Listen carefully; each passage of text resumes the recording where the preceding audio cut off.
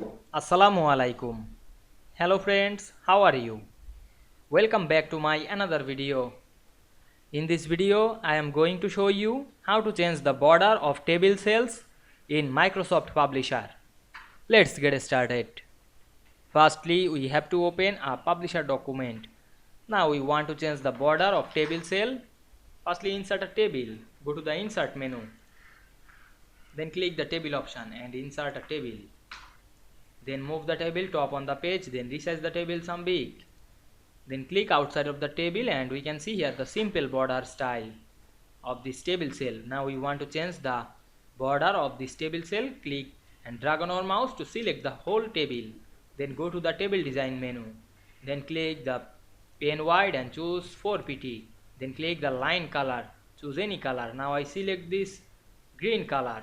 Then click borders drop down menu. Choose all border. Then click outside of the table. Then we can see we change the border of table cell very easily. I hope you enjoyed the video. Please like, comment, share and subscribe my channel. Thanks for watching.